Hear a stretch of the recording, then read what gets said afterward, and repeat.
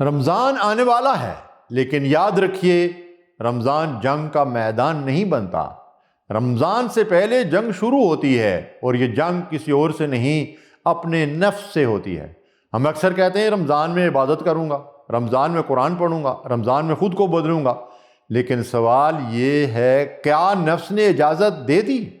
نفس وہ دشمن ہے جو شیطان کے بغیر بھی کام کرتا ہے، اسی لیے رمضان میں شیطان تو جکڑ دیے جاتے ہیں مگر نفس آزاد رہتا ہے۔ اگر نفس قابو میں نہ آیا تو شیطان کے بغیر بھی گناہ جاری رہتے ہیں۔ رمضان سے پہلے خود سے سچ بولیے، کیا میں نماز کو واقعی اہم سمجھتا ہوں یا بس وقتی جذبہ ہے؟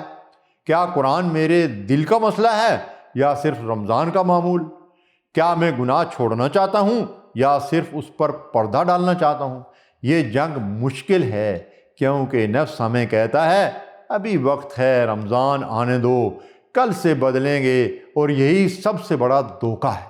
قرآن ہمیں خبردار کرتا ہے کہ کامیاب وہ ہے جس نے اپنے نفس کو پاک کیا۔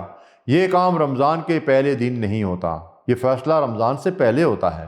آج اگر آپ نے یہ طے کر لیا کہ اب نماز چھوٹنے نہیں دوں گا، اب قرآن کو وقت دوں گا، اب حرام سے نفرت کروں گا، اب دل کو نرم کروں گا، تو رمضان آ کر آپ کو اوپر اٹھا دے گا۔ لیکن اگر یہ فیصلہ نہیں ہوا تو رمضان بھی آ جائے گا اور نفس کہے گا آج نہیں کل سے، رمضان قریب ہے، اصل جنگ شروع ہو چکی ہے۔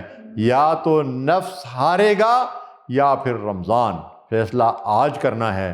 اے اللہ ہمیں اپنے نفس پر غالب آنے کی طاقت دے، ہمارے دلوں کو جھکا دے اور ہمیں رمضان میں نہیں بلکہ رمضان سے پہلے بدل دے۔ آمین یا رب العالمین۔